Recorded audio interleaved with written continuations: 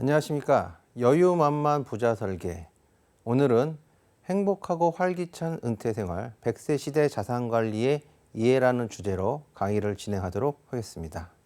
자, 첫 번째는 100세 시대와 자산관리입니다. 이번 챕터에서는 현재 우리가 살고 있는 환경이 자산관리와 어떤 관련성이 있는지를 조금 더 알아보는 시간을 가져보도록 하겠습니다. 지금 보시는 장표에서처럼 생애 자산 관리의 목표라는 것이 어떻게 보면 우리가 태어나서 살아가는 동안에 이제 소비를 하면서 그리고 소득 활동을 하면서 그 소비를 충당하는 과정을 겪게 되는데요. 보시는 것처럼 대부분의 그 소비와 소득 간의 적자와 흑자 구간을 살펴보면은 소득을 얻어서 흑자를 내는 구간은 이제 보통 말하는 경제 활동 기간. 이제 아무래도 남자분들은 한 30대부터 한 60대까지, 여성분들은 조금 더 일찍 시작한 분들도 많이 있을 것 같은데요. 우리가 살아가는 동안에 이 소득이 소비보다 많은 구간이 요 흑자 구간은 사실은 굉장히 상대적으로 짧은 기간에 불과합니다. 이제 보시는 것처럼 사실은 이제 성장을 하는 기간 동안에는 돈을 벌지를 못하고 이제 소비만을 하는데, 사실은 이때는 대부분 부모님들이 벌어들인 소득으로 우리가 소비를 하게 되는 거니까 사실 우리가 살아가면서 이 부분에 대한 고민은 사실은 크게 해오지 않았었습니다. 하지만 이제 본격적으로 이제 경제 활동을 하기 시작하게 되면 그때부터 이제 돈을 벌고 거기서 소득을 얻게 되는데, 일단은 당분간은 소득이 흑자로 돌아서서 어느 정도 경제적 여유가 있는 것처럼 느껴질 수도 있겠지만, 결국 또 가정을 이루고 자녀를 낳고 하다 보면 그 자녀에 대한 소비 금액도 결국은 나의 소득에서 이제 지원을 해야 되는 부분이 있는 거고, 또 보시는 것처럼 60세 이후에 은퇴를 하게 되면 통상적으로 소득 활동을 계속 이어가기가 쉽지 않기 때문에 이 경제 활동을 하는 기간 동안에 우리가 어떻게 자산 관리를 해서 나의 자녀들과 나의 노후를 대비하느냐가 결국은 우리가 보통 말하는 생애 자산 관리의 목표라 할 수 있겠습니다. 자, 잘 아시는 것처럼 우리는 100세 시대라는 세상을 살고 있습니다. 보통 100세 시대라는 얘기들을 많이 들으셨을 텐데요. 사실은 100세 시대라는 것이 무조건 다 모든 분들이 100세까지 산다 이렇게 이해하시기보다는 보통 통상적으로 최빈 사망 연령, 그래서 한 해에 가장 많이 그 사망자들 중에 가장 많은 나이, 그걸 최빈 사망 연령이라고 하는데요. 그 최빈 사망 연령이 90세에 도달한 시점을 우리는 보통 100세 시대라고 정의를 합니다. 사진에서 보시는 것처럼 2015년에 타임지에서 게재한 사진인데요. 제목이 잘 보이실지 모르겠지만 제목을 보면 올해 태어난 아이는 어쩌면 142세까지 생존할 수도 있다라는 얘기로 적어놓은 주제의 타이틀이었습니다.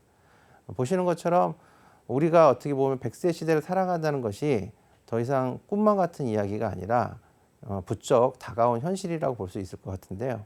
실제로 통계청 자료를 보아도 직전에 5년 평균 1970년부터 1974년도에 태어난 사람들의 그 당시에 그 최빈 사망 연령을 조사를 해보면 남자는 67.5세, 여자는 80.9세로 나타났습니다.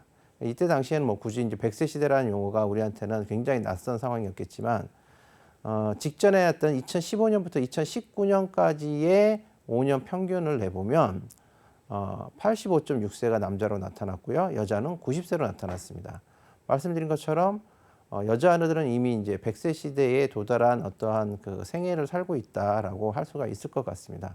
실제로 우리가 주변에서 상가나 이제 그 조사가 있을 때 돌아가신 분들 나이를 보면 대부분 상당 부분 80세 후반대 내지는 90세가 훌쩍 넘으신 분들이 굉장히 많습니다.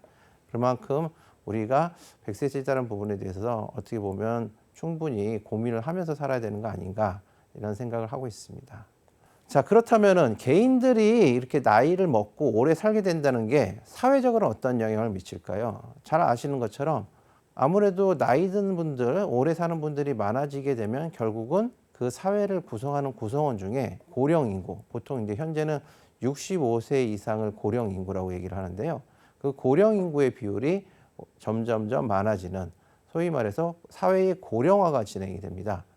저희 100세 시대 연구소가 2011년도에 처음 만들어져 가지고 그때만 해도 2018년에 고령 사회에 진입한다고 제가 많이 말씀을 드리고 다녔었는데 이미 2018년이 지났죠. 그래서 고령 사회는 이미 지났고 초고령 사회는 20%. 그래서 한마디로 인구 5분 중에 1분은 65세 이상 인구 고령자인 그런 사회로 우리가 진입할 예정입니다. 65세 인구 비중을 보면요. 2040년 정도에 되면 10명 중에 무려 4명이 고령 인구가 될 우리나라는 그 전 세계 어느 나라보다도 빠른 고령화 진행 속도를 보여주고 있습니다. 실제로 최근에 이제 베이비붐 세대가 은퇴를 이미 시작을 했죠. 이런 베이비붐 세대의 은퇴에 이어서 저와 같은 2차 베이비붐까지 이제 빠르게 은퇴에 접어들게 되면 이러한 그 고령화의 속도는 점점 더 가속화될 것으로 예상이 되고 있습니다. 자, 그렇다면은 이런 고령 사회의 고령화가 또 경제적인 환경에는 어떤 영향을 미칠까요? 우리가 보통 그 저성장, 저금리 시대를 얼마 전까지 이제 지내오다가 최근에는 다시 이제 고금리 시대가 되었다라고 이제 얘기들을 많이 하시는데 이것은 이제 금리의 높고 낮음을 판단하는 기준은 어떻게 보면은 사실은 금리에 대한 소비자 입장에서 만약에 자산을 관리하는 입장에서의 고금리와 부채를 사용하는 입장에서의 고금리는 분명 다른 측면이 있는 것 같습니다. 그러니까 최근의 고금리는 어떻게 보면은 부채를 사용하시는 분들, 대출을 많이 일으키신 분들이 워낙 저금리 시대에 대출을 일으켰다가 금리가 높아지니까 그 이제 원리금 상환 부담에 대한 부담 때문에 굉장히 고금리로 느껴지시는 부분들이 있는 것 같고요.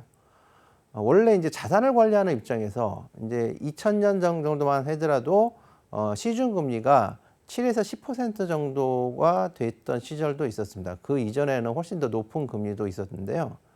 그런 금리 시절에는 사실은 어떻게 보면 우리가 경제 활동하는 기간에 열심히 자산을 모으고 저축만 해서 자산을 불려나가는 게 어느 정도 가능한 시대였습니다. 하지만 이제 최근 이제 코로나19 이전까지는 그 시중금리가 굉장히 저금리 1%, 2% 내외에서 이제 움직이는 그런 저금리 세를 한동안 우리가 겪었는데요. 최근에 이제 금리가 조금 올라왔다 하더라도 이제 3.5% 정도, 3% 중반대에서 한 4% 정도까지 이제 형성이 잠시 되어 있었는데 여전히 자산을 관리하는 입장에서는 과연 우리가 이거를 고금리라고 할 수 있을까라는 조금 의구심이 듭니다. 하지만 이제 우리가 기본적으로 이러한 금리 상품을 활용할 때 이제 한 가지 더 고려해야 될 부분들이 있죠.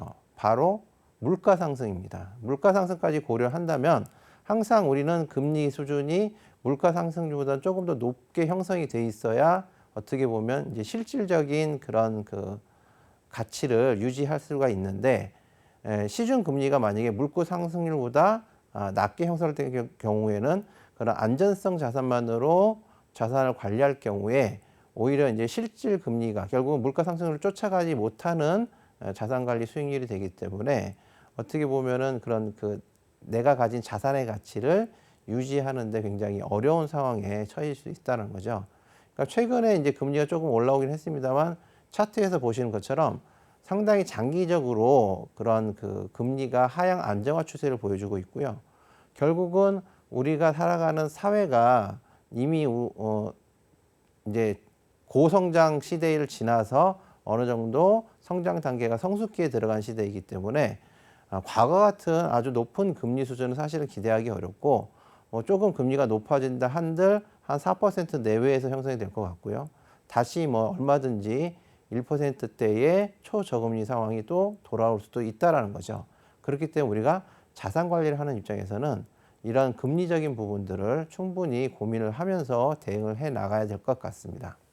그래서 이러한 부분들을 다시 한번 정리를 해보면 결국은 사람이 오래 살게 되고 오래 살게 되는 사람들이 많아지다 보면 사회가 고령화되고 다시 사회가 고령화돼서 자산관리 환경이 굉장히 어려워지는 이렇게 톱니바퀴처럼 맞물려가는 상황이 발생을 하는 거죠. 그러니까 고령화가 저성장 시대를 연결시키고 결국은 저성장 시대는 그 돈의 가치, 금리가 결국은 돈의 가치, 그 값이라고 할 수가 있을 것 같은데요. 이러한 그 금리가 결국은 저성장 시대에는 저금리 상황으로 갈 확률이 굉장히 높을 수밖에 없어 보인다. 이렇게 예측을 할 수 있을 것 같습니다.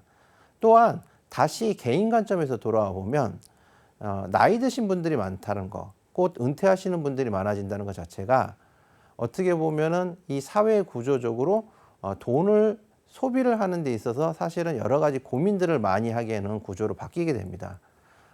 보통 우리가 젊었을 때는 어떠한 이제 소비 활동을 좀 더 빨리 하고 싶은 욕구가 강합니다. 보통 현재의 소비를 선호하게 되는 현상들이 많은데요.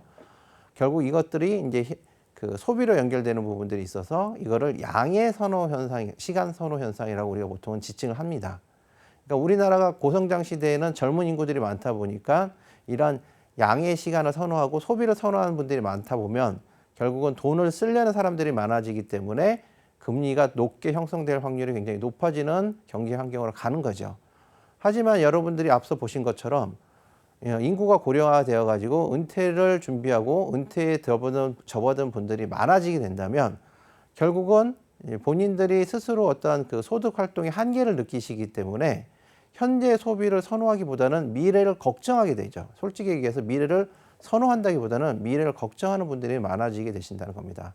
그래서 만약에 혹시라도 과거 같았으면은 내가 기분에 따라서 쓰고자 하는 돈들도 이거 혹시 모르니까 내가 어떻게 될지 모르니까 요거는 굳이 꼭 필요한 게 아니면 소비를 하지 말자. 자제를 하는 분들이 많아지게 되고 저축을 하는 분들이 많아지게 되기 때문에 결국은 이것이 이제 미래를 선호하게 되는 음의 시간 선호 현상으로 바뀌게 됩니다. 그러면 결국은 저축 관점에서 보면 대출을 해서 돈을 쓰려는 사람들보다 저축을 해서 돈을 아끼려는 사람들이 많아지게 되니까 결국은 돈의 공급이 많아지게 되고 돈의 수요가 적어지게 되는 돈의 값어치라 할 수 있는 금리가 결국은 낮게 형성될 확률이 굉장히 높아진다는 거죠. 결국은 이런 부분들을 우리가 어떻게 대응해 나가냐가 우리가 100세 시대를 살아가는 자산관리 관점에서의 100세 시대를 살아가는 환경, 고려해야 될 중요한 환경이다라고 강조를 해드리고 싶습니다. 자, 그러면은 결국은 우리가 금리가 낮게 형성된다는 것이 우리의 은퇴 생활을 상당히 팍팍하게 만들 확률이 높아지는 환경이 됐다는 걸 다시 한번 확인해 보도록 하겠습니다. 제 자산을 1억 원 가지고 있다. 이제 현금 자산, 금융 자산 1억 원을 가지고 있다고 가정을 해봤을 때, 만약에 1%의 금리로 이제 적용이 된다고 하면 월 그 만들 수 있는 현금 흐름은 세전으로 83,000원 정도고요. 세후로는 7만 원밖에 되지 않습니다. 어떻게 보면 일주일도 살기 힘든 금액인 것 같습니다. 만약에 금리 수준이 과거와 같이 조금 높이 형성돼 있다고 하면 7%로 가정을 했을 때는 월 소득 현금 흐름이 세전으로는 58만 3천 원이고요. 그 다음에 세후로는 49만 3천 원 정도가 되는데 이 정도만 돼도 사실은 국민연금에다가 내가 1억 원의 금융자산이 있다면 사실은 특별히 일을 하지 않아도 어느 정도 기본적인 생활을 하는 데는 크게 문제가 없는 수준이었을 수 있습니다. 하지만 실제로 지금 최근 금리 수준인 한 3%에서 4% 금액으로 보면 3% 기준으로는 월 25만 원, 세후로는 21만 원 정도입니다. 어떻게 보면 굉장히 팍팍한 수준의 현금 흐름을 할 수 있고요. 이렇게 금융자산 1억 원을 가지고도 만들 수 있는 현금 흐름이 넉넉하지 않은데 사실은 우리나라의 가계 자산 구조를 보면 은퇴쯤에 이 1억 원을 가지고 계신 분들도 상당하게 많은 수준이 아닙니다. 굉장히 적은 수준이죠. 그렇기 때문에 우리가 이러한 금융자산을 어떻게 활용하느냐가 결국은 은퇴 이후에 나의 그 생활에 대응하는 데 있어서 많은 영향을 미칠 수 있다라고 말씀드리겠습니다. 자, 이러다 보니까 어떻게 보면은 이제 그런 그 노후 생활의 어떠한 지표라고 할 수 있는 노후 빈곤율. 노후 빈곤율이 우리나라가 사실은 불명예스럽게도 상당 기간 OECD 1위를 계속 유지를 하고 있습니다.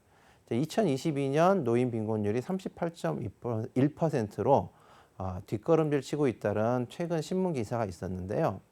한 10년 전만 하더라도 노인 빈곤율이 이제 46.5%로 굉장히 높았습니다.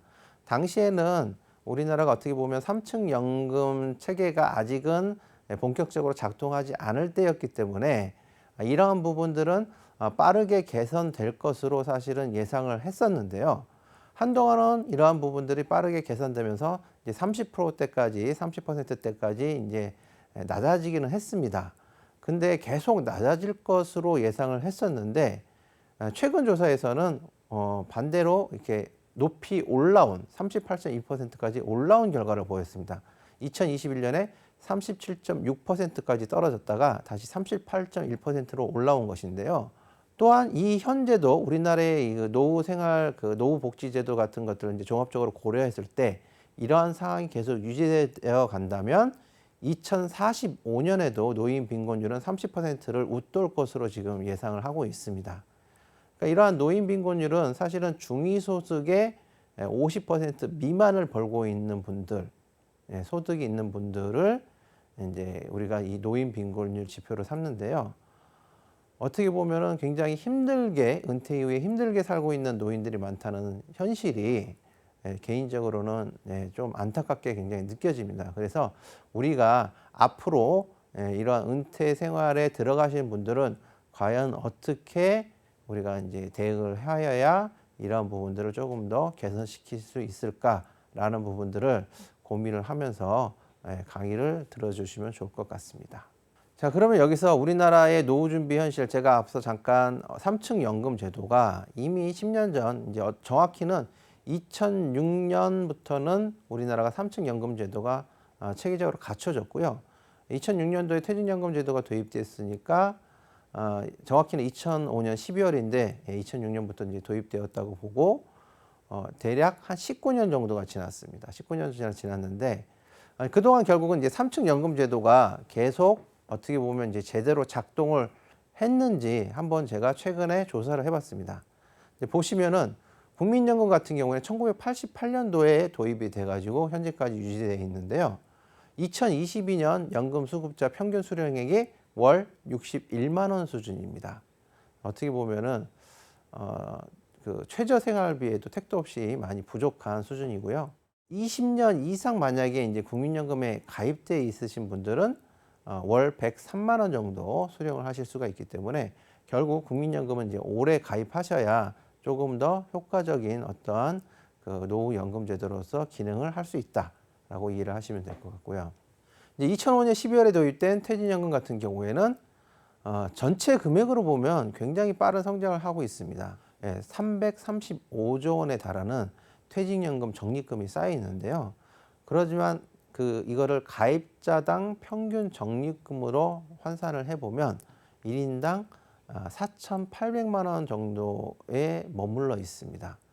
뭐 절대 적은 금액은 아니지만 그렇다고 노후에 어떠한 우리가 안정된 현금 흐름을 만들기까지의 충분한 연금 자산이라고 하기에는 여전히 부족한 수준입니다.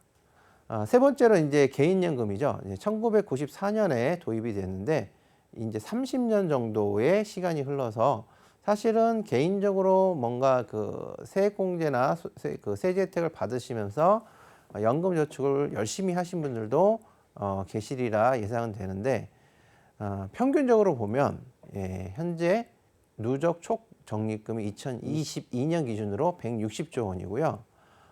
계약 건당 평균 적립금은 1,800만 원입니다. 앞서 이제 퇴직연금과 개인연금을 합쳐보면 대략 5,600만 원 정도의 수준입니다. 그래서 국민연금하고 퇴직연금, 개인연금을 모두 합해서 우리가 노후 생활을 한다고 하더라도 어떻게 보면은 굉장히 어떠한 충분한 현금 흐름을 만들기에는 많이 아쉬운 상황이다. 이렇게 말씀드릴 수 있을 것 같습니다. 어떻게 보면은 이제 사실은 제도적으로는 충분히 완비가 돼 있었는데도 불구하고 많은 분들이 이러한 연금 제도를 충분하게 활용하지 못하지는 않으셨나. 그렇기 때문에 이런 아쉬운 결과에 조금은 있다고 보여지는데요. 혹시 만약에 이제 조금 더 시간이 흘러서 지금으로부터 10년 뒤에는 이러한 부분들이 조금 더 많은 분들이 연금에 대해서 관심을 가지시고 적극적으로 관리를 하셔가지고 많은 분들이 더 넉넉한 연금 자산을 쌓아가시기를 기대해 보겠습니다. 자, 어쨌든 현재까지의 모습을 보면 많이 아쉬운 상황이죠. 결국은 우리가 이제 은퇴를 했다 하더라도 어떻게 보면 이상적인 은퇴. 그러니까 실제로 내가 내 몸을 사용해서 인적 소득이라고 보통 표현을 하는데요.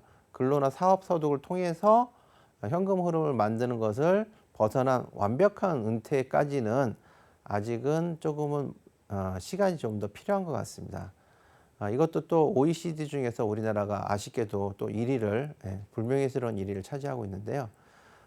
2018년 기준으로 우리나라의 실질적인 은퇴 연령이 72.3세. 그러니까 이 실질적인 은퇴 연령이라 함은 내가 완벽하게 소득 활동을 일을 통해서 만드는 소득 활동을 떠나서 나머지 내가 가진 자산만을 가지고 생활하는 그런 시점을 이야기를 합니다. 그럼 우리가 보통 이제 주된 직장에서 퇴직은 우리가 보통 50대 중후반 이제 요즘은 많이 퇴직하시는 것 같은데요. 그 이후에도 10년 이상 뭔가 다른 일을 하셔야만 생활이 가능하다라는 어떻게 보면 간접적인 결과인 거죠. 물론 은퇴 이후에도 일한다는 게 나쁜 것만 있는 것은 아닙니다. 은퇴 이후에도 나의 어떤 사회적 관계, 그 다음에 신체적 역량, 그리고 또 사실은 은퇴 후에 제일 걱정되는 부분 중에 하나가 갑자기 많이 주어진 시간에 대한 관리 부분이 있는데, 이러한 시간을 관리하는 데 있어서 가장 효율적인 것은 뭔가 일을 하는 방법이 가장 좋기는 합니다. 따라서 만약에 이런 긍정적인 이유로 우리가 이렇게 일을 오래 하신다라고 하면은 사실은 어떻게 보면 이게 굉장히 긍정적인 결과다, 이렇게 자신 있게 어떻게 보면 자랑할 수도 있을 것 같은데요. 하지만 안타깝게도 이러한 이렇게 오래 일하시는 분들한테 일을 하는 이유에 대해서 설문조사를 해보면 많은 분들이 생계 때문에 부족한 생활비를 마련하기 위해서라는, 결국은 내가 살아가기 위한 목적에 의해서 일을 하시는 분들이 절반 이상을 차지하고 있다. 이런 부분들 때문에 사실은 마냥 이러한 실질적인 은퇴 연령이 늦게 한다는 것 자체가 좋은 것만은 아니다. 물론 그 중에서도 나의 어떠한 그 신체적 건강을 위해서, 사회적 관계를 위해서라고 말하시는 분들도 꽤 계시긴 했습니다만, 이러한 부분들이 점점 더 많아져야 어떻게 보면 우리가 꿈꾸는 행복하고 활기찬 은퇴 생활이 되지 않을까 생각을 해봅니다. 자, 그러면 결국은 이러한 이제 종합적인 환경들, 은퇴에 대해서 제가 너무 이제 안타까운 말씀을 많이 드렸던 것 같은데요. 근데 사실은 안타깝기도 하지만 또 우리나라가 처한 현실입니다. 우리나라의 많은 은퇴를 임박한 분들이 처한 현실이기도 하고, 그러다 보니 우리가 이제 직장인들 대상으로 최근에 이제 그 100세 시대 연구소가 은퇴에 대한 이미지를 설문조사를 해봤습니다. 그래서 은퇴라고 했을 때 우리가 재정적 불안, 건강 사태, 외로움 등 이런 부정적 단어를 떠올릴 수 있는 거고요. 그 다음에 자유, 스트레스 없는 즐거움, 이런 긍정적인 단어를 떠올릴 수도 있는 겁니다. 하지만 이제 이런 것들에 대한 이제 답변 비율을 보면 재정적 불안, 건강 사태, 외로움 같이 부정적인 단어들에 대해서 먼저 떠오르시는 분들이 많은 비중을 차지하고 있고, 은퇴에 대해서 긍정적인 이미지, 이런 부분에 대해서는 상대적으로 훨씬 낮게 형성되어 있는 모습을 볼 수가 있었습니다. 지금 보시는 건 이제 워드 클라우드인데요. 조금은 여러분들이 봤을 때 걱정스러운 단어들이 조금 더 많은 비중을 차지하고 있는 모습을 보실 수가 있지요. 우리나라만 이런 것이 아니라 사실은 전세적으로 했을 때도 어쨌든 부정적인 비중은 분명히 조금 더 높게 나타나긴 했는데, 유독 우리나라에서 이런 부정적인 은퇴에 대한 부정적인 이미지를 더 많이 떠오르는 현실이 조금은 많이 아쉽게 느껴지는 부분이 있습니다. 그래서 우리가 이 100세 시대 자산 관리를 잘 우리가 생애 자산 관리를 어떻게 잘 대처하느냐에 따라서 지금이라도 여러분들이 남은 기간 조금 더 열심히 그 대응을 해 나가신다면 우리가 삶에 있어서의 은퇴라는 이미지의 단어에 대한 이미지를 조금 더 긍정적으로 바꾸려는 노력이 필요하지 않을까 생각합니다. 자, 다음에 이제 두 번째 챕터로 넘어가도록 하겠습니다. 어떻게 보면은 앞서는 이제 현실적인 부분, 그리고 우리가 그 은퇴를 준비하고 자산 관리를 함에 있어서 환경적인 부분들을 체크를 해봤는데요. 자, 그러면 우리가 앞으로 이제 지향해야 될 목표와 거기를 어떻게 갈 수 있는지 그런 부분에 대해서 살펴보도록 하겠습니다. 두 번째 챕터의 주제는 이제 경제적 자유와 은퇴로 잡아봤는데요. 자, 은퇴 준비의 이제 두 가지 측면을 크게 한번 이제 생각을 해보면, 결국 우리가 은퇴를 하기 전에, 은퇴를 하기에 충분한 자산을 모았는가, 은퇴 자산의 충분성 측면에서 내가 은퇴에 대한 적정성 여부를 결정할 수가 있을 것 같고요.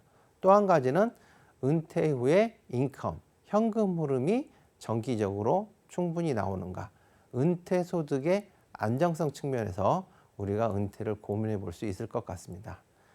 만약에 우리가 여러분들이 현재 가진 직장들을 어떻게 보면 이 생을 마감하는 순간까지 계속 다닐 수 있다면, 그러한 월급이 계속 나올 수 있다면, 우리는 사실은 이런 은퇴 준비에 대한 고민을 크게 하지 않아도 괜찮을 수도 있습니다.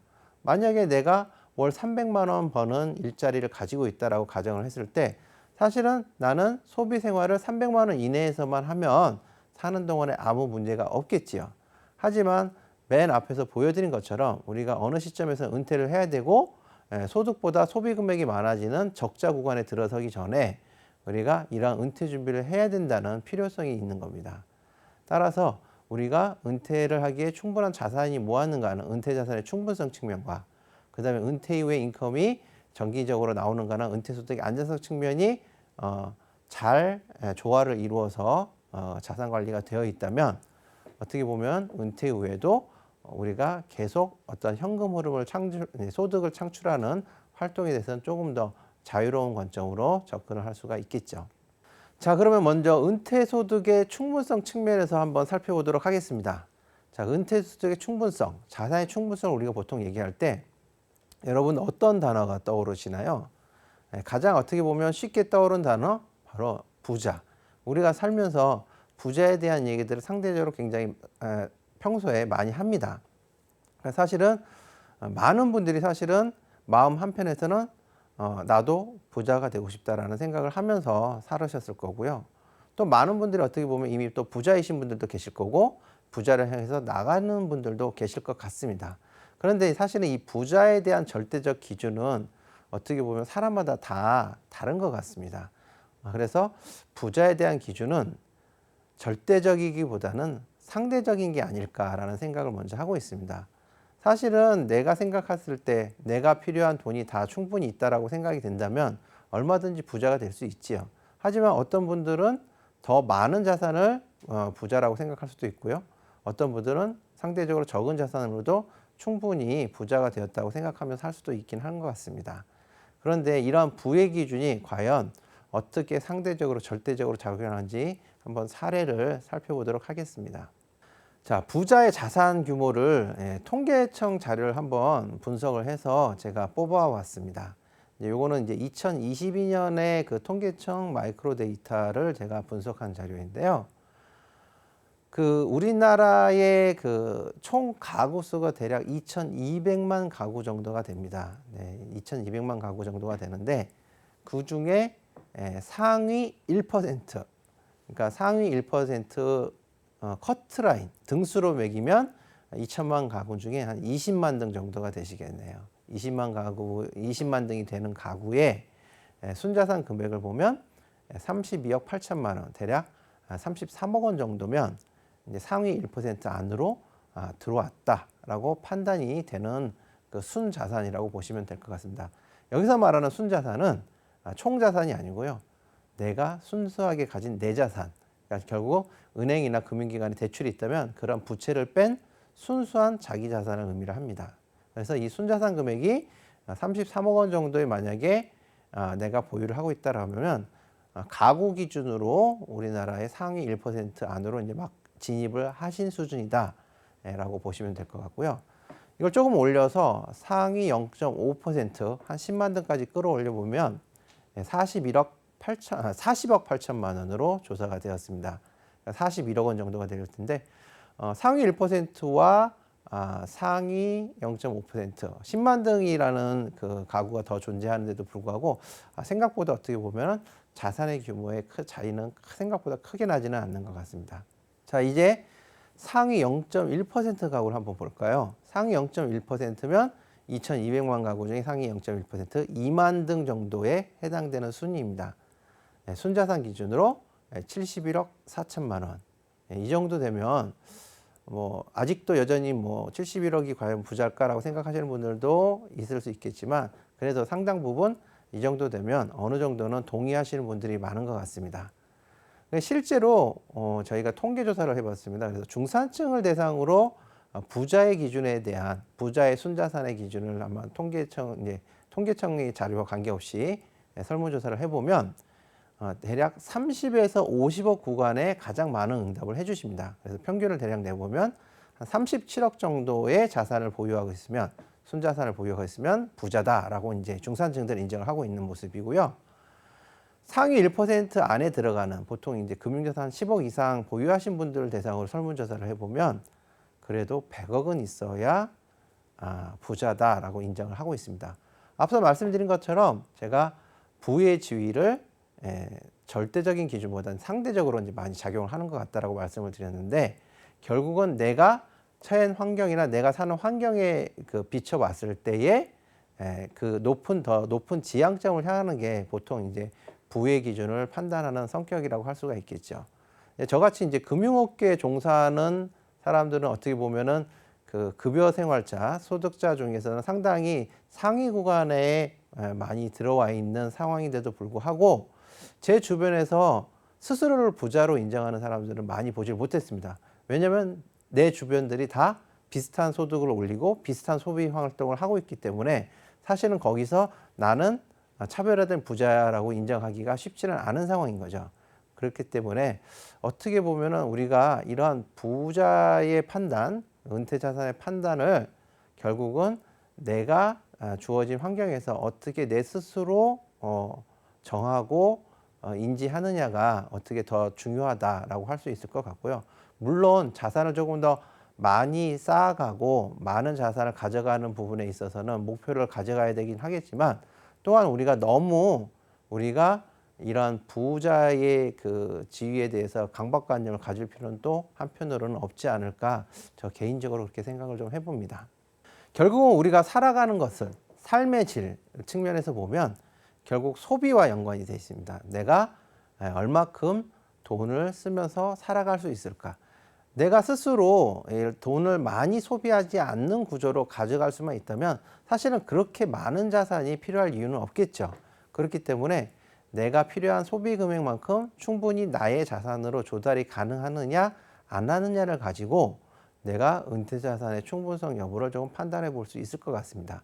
그러면 이러한 소비 수준을 한번 살펴보도록 하겠습니다. 첫 번째, 이제 중산층의 소비 생활 수준을 보면 최근에 이제 가계금융복지조사 자료를 보면 평균적으로 적정 생활비, 부부 2인 기준 적정 생활비를 월 324만 원이라고 답을 많이 해주셨습니다. 결국 이제 300만 원 조금 넘는 금액이 있으면 나의 은퇴 생활에는 크게 문제가 없다라고 이제 답변을 많이 해주신 것 같은데요. 결국 이러한 소비 수준도 이제 각각의 처한 상황에 따라서 조금 다르게 형성이 되겠죠. 그러니까 소득 상위층 가구, 대략 한 10분이 이제 상위 10% 안에 들어가는 분들을 대상으로 이러한 그 소비 금액의 예상 그 필요 생활비를 설문을 해보면 대략 한 400에서 500만 원 정도의 구간을 많이 답을 하십니다. 결국은 조금 더 이제 중산층보다는 높은 소비 수준을 조금 누려고 싶어 하시는 것 같습니다. 앞서 말씀드린 이제 부자들 대상으로 이제 은퇴 이후에 어느 정도 생활비를 쓰고 싶냐라고 이제 질문을 드렸을 때는 대략 월 800에서 1000만 원 정도의 생활비가 필요하다라고 답변을 해주셨는데요. 사실은 이제 소비에 있어서는 이제 아시는 분은 아시겠지만 그 한계 효용의 법칙이 작용을 합니다. 그래서 부자라고 해도 내가 아무리 많은 자산이 있다고 해도 생활비를 굉장히 많이 쓰기는 사실은 쉽지 않습니다.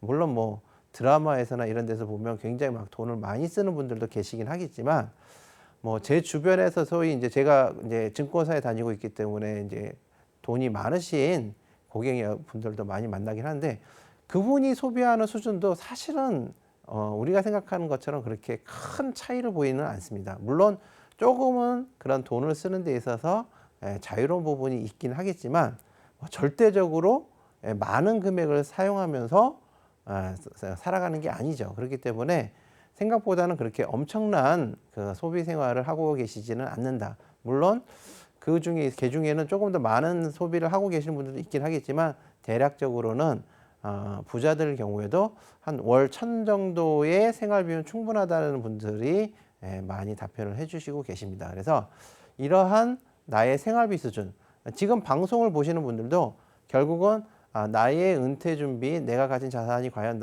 내가 은퇴를 하기에 충분한가를 판단할 때 이러한 나의 소비 수준을 한번 체크를 해보시는 게 중요합니다. 그래서 내가 생각보다 많은 돈을 쓰지 않으면 굳이 많은 은퇴 자산이 필요하지 않을 것이고요. 만약에 생각보다 많은 돈을 소비하고 있다면 그에 대응해서 충분한 현금 흐름이 만들어지고 있는지를 한 번 더 고민을 해보셔야 되는 거죠. 그래서 이러한 부분에 있어서 결국은 우리가 은퇴 설계, 은퇴 자산의 충분성을 따지기에 있어서는 결국은 내가 얼마만큼 소비를 하느냐를 정하고 가는 부분이 굉장히 중요합니다. 자, 그러면 이제 이러한 소비 금액을 가지고 내가 은퇴 자산이 충분한지를 이제 판단하기에 앞서서 굉장히 복잡한 방식으로 은퇴 설계를 할 수도 있게 하겠지만 제가 이제 간단한 방법을 한 가지 알려드리도록 하겠습니다. 그래서 그 간단한 방법을 이해하기 위해서는 한 가지 법칙을 조금 알아두실 필요가 있는데요. 은퇴 설계에 있어서 은퇴 자산 4% 법칙이라는 유명한 법칙이 있습니다. 네, 미국의 윌리엄 벤젠이라는 재무 설계사가 만들어낸 법칙인데요. 이 미국의 윌리엄 벤젠이라는 재무 설계사 역시 내가 과연 어느 정도 자산이 있으면 은퇴를 해도 더 이상 소득 활동 없이 마음대로 돈을 쓰면서 살 수 있을까를 고민을 하다가 그러한 시뮬레이션 결과를 한번 찾아보자 라고 해서 다양한 시뮬레이션 결과를 돌려봤는데요. 그 시뮬레이션 결과 얻은 결론은 내가 은퇴 소비에 사용할 은퇴 자산을 주식의 50%, 이제 위험성 자산의 50%, 그다음에 국채, 안정성 자산의 50%로 이제 운영을 계속 가정을 하면서 최초 그 은퇴 자산의 4%에 해당되는 금액을 나의 1차년도 은퇴 생활 1차년도의 생활비로 인출을 해서 사용을 하고 다음 매년 1년이 돌아올 때마다 그 처음 인출한 금액의 물가 상승을 감안한 금액을 인출을 하되 남은 자산은 항상 그 주식과 국채의 5대5로 자산을 재배분해서 운용한다고 가정을 하고 사용을 하면서 은퇴 생활을 하면 대략 아무리 금융시장 환경이 안 좋다 하더라도 최소한 33년간의 노후 생활이 가능하다는 결론에 이르렀습니다. 그러니까 결국은 만약에 은퇴를 60세에 한다고 가정을 하면 93세까지 그 노후 생활이 가능했기 때문에 이게 벌써 이제 어느 정도 시간이 많이 지난 그 법칙이기 때문에 윌리엄 벤젠이 당시에 생각할 땐 93세면 거의 내가 죽을 때까지는 문제가 없다라고 판단이 되신 거겠죠. 그래서 4% 법칙에 따라서 은퇴 자산이 갖춰지면 노후는 걱정이 없다라고 이제 그 시뮬레이션 결과를 얻고 그 다음에 4% 법칙을 공표를 하였는데요. 이러한 4% 법칙이 가능한 이유, 계속 이렇게 자산이 운용되면서 어느 정도 유지되는 이유는 주식의 50% 위험성 자산에 넣어놨다 하더라도 시장이 아무리 안 좋은 상황, 이제 미국 같은 경우에는 경제 대공황 시절을 그 시뮬레이션 결과에 넣었다 하더라도 최대 5년이면 이러한 주식시장이 다시 그 복구가 되고 상승하는 추세로 전환이 돼서 이제 이렇게 수익이 계속 창출이 되면서 어느 정도 은퇴 자산을 유지시키는 역할을 해준 거죠. 그렇기 때문에 이러한 4% 법칙이 어느 정도는 나의 은퇴 자산을 유지하는 데 유용한 법칙이다. 그래서 간단한 나의 은퇴 자산이 충분성 여부를 따지는 데 있어서 쉬운 어떤 툴이 되어주는 그런 그 법칙이라고 이해를 하시고 들어주시면 될 것 같습니다. 자, 그러면 실제로 한번 본인들이 생각하는 생활비 그리고 그걸 가지고 간단하게 한번 은퇴 설계를 저와 함께 해보시죠. 자, 아까 제가 중산층 같은 경우에는 이제 324만 원 월, 그 다음에 이제 그 부자는 800에서 1000만 원까지 월 생활비가 필요하다고 이제 한번 보여드렸었습니다. 그러면 먼저 부자의 생활비 한번 기준으로 볼까요? 이제 800에서 1000만 원이긴 했는데 그 월 800이면 1년 동안 9,600만 원이고요. 뭐 그 1000만 원이면 1억 2천만 원이긴 한데 그 중간 정도인 1억 원을 1년 동안 필요하다고 한번 가정을 해보겠습니다. 그러면 연간 필요한 생활비 1억 원으로 가정을 하고 4% 법칙을 적용해서 역산을 해보면 은퇴 자산은 25억 원이 필요하다는 계산이 나옵니다. 결국 부자가 나의 연간 1억 정도의 자산을 쓰면서 살기 위한 은퇴 자산 하면은 25억 정도가 준비되어 있다면 부자로서 얼마든지 은퇴할 수 있는 수준이다라고 이제 말씀드릴 수가 있을 것 같고요. 다음에 이제 상위층 소득으로 해보면 대략 이제 400에서 500이었으니까 그 부자의 한 절반인 절반 조금 넘겠군요. 6천만 원 정도로 잡아보겠습니다. 500만 원 곱하기 12하면 6천만 원이죠. 그래서 그 금액으로 역산을 해보면 15억 원이라는 금액이 나옵니다. 마지막으로 중산층 생활비. 중산층 생활비 324만 원인데요. 대략 연간 4천만 원 정도 사용한다고 가정을 해보면 역시 환산을 역산 4% 법칙으로 환산을 해보면 10억 원이라는 계산이 나옵니다. 그래서 그러면 중산층으로 내가 은퇴를 하기에도 10억 원이라는 은퇴 자산이 필요한가를 인지를 하시고 제 방송을 보시면 굉장히 지금 혹시라도 걱정 또는 실망을 하고 계신 분들이 많으실 것 같은데요. 아직 제 강의가 다 끝난 게 아니니까 조금 더 들어주시면 이러한 부분에 대해서 조금 더 설명이 이해가 되시는 부분들이 있을 겁니다. 자, 앞서 이야기한 그 4% 법칙에서는 한 가지 중요한 부분이 조금 배제가 되어 있는데요. 그냥 내가 사는 동안에 계속 같은 돈을 쓰면서 살 것이다 라는 가정이 들어가 있는 겁니다. 윌리엄 벤저는 그냥 내가 평생 4% 법칙에 의해서 필요한 생활비를 써야 돼 라고 이제 가정을 했던 건데요. 근데 생각을 해보면 우리가 삶을 살아가면서 소비 금액이 계속 늘어나지만은 않습니다. 이제 보통 그 젊어서부터 이제 쭉 가정을 이루고 자녀를 키우면서는 계속 소비 수준이 올라오지만 이제 자녀가 성장을 하고 자녀가 이제 독립된 경제 활동 주체로서 활동을 하기 시작하면 그때부터는 소비 금액이 이제 점점점 줄어들게 됩니다. 또 한 가지 가장 중요한 이유는 우리가 나이 들어간다는 사실입니다. 뭐 이제 혹시 이 방송을 들으신 조금 젊은 연령대인 분들은 사실은 잘 안 와닿을 수도 있긴 할 것 같은데요. 저같이 이제 50대에 들어선 사람들은 이미 아마 조금 느끼고 계실 거라고 생각을 하고 있습니다.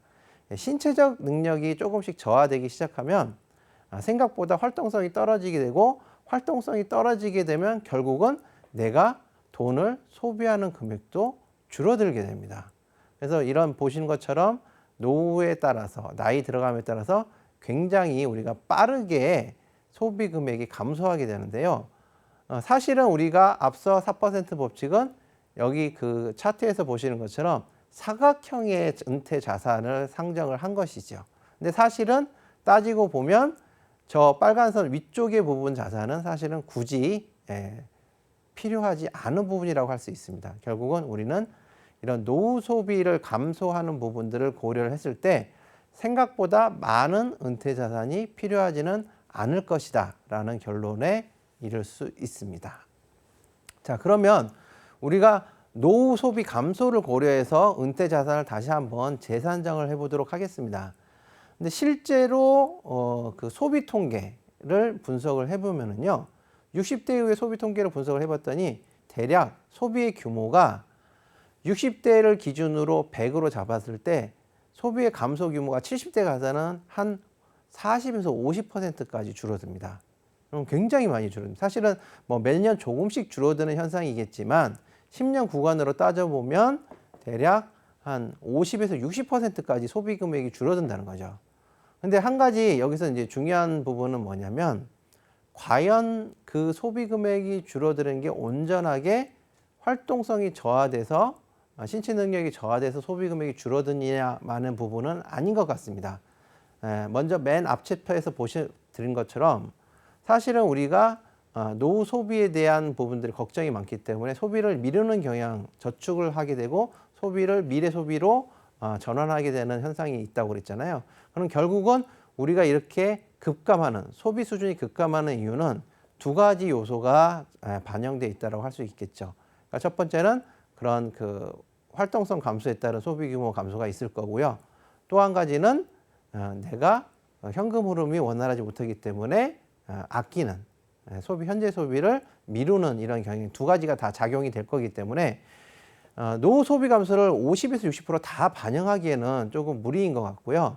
조금 이제 그 중에서 사실은 이제 그 안에 그 소비를 안 하는 감소된 이유를 사실까지는 물어볼 부분이 없기 때문에 절대 규모를 파악하기는 어려웠지만 그거를 대략 한 20에서 30%만 반영이 된 게 아닐까. 그러니까 대략 소비 감소분의 절반 정도는 그 활동성 저하에 따른 소비 금액 감소가 아닐까로 추정을 해본 겁니다. 그래서 아까 말씀드린 이제 부자의 생활비 기준으로 대략 25억 원이 필요하다고 했지만 이제 그 청구 금액에서 한 70에서 80% 정도면 그런 충분한 부자로서의 은퇴 생활이 가능한 수준이다. 대략 17억에서 한 20억 정도의 그 은퇴 자산이면 충분할 것 같고요.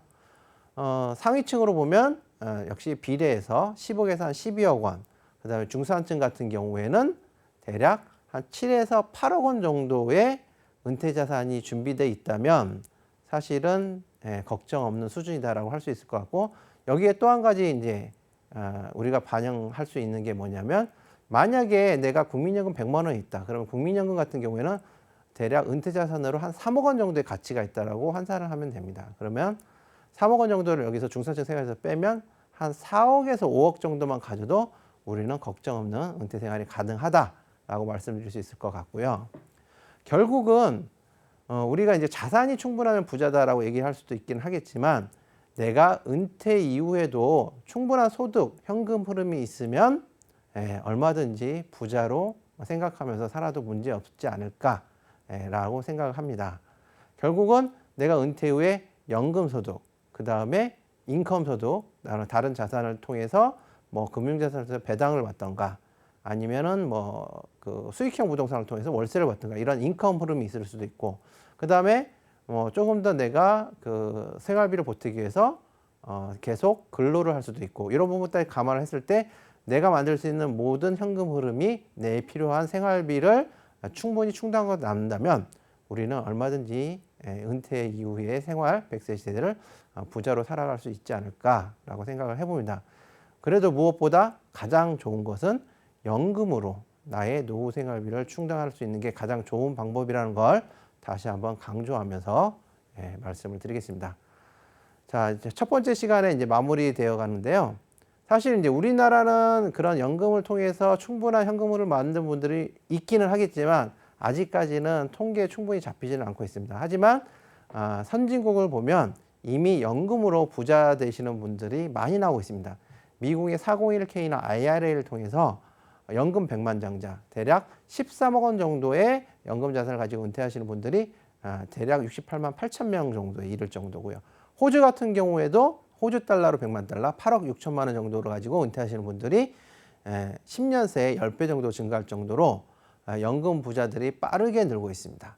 그래서 말씀드린 것처럼 우리나라도 이러한 연금 부자들이 많이 생기고 빠르게 연금 자산이 늘어나는 것을 한번 기대해 보겠습니다. 네, 그럼 이번 시간은 여기서 마무리하고요. 다음 시간에 뵙도록 하겠습니다.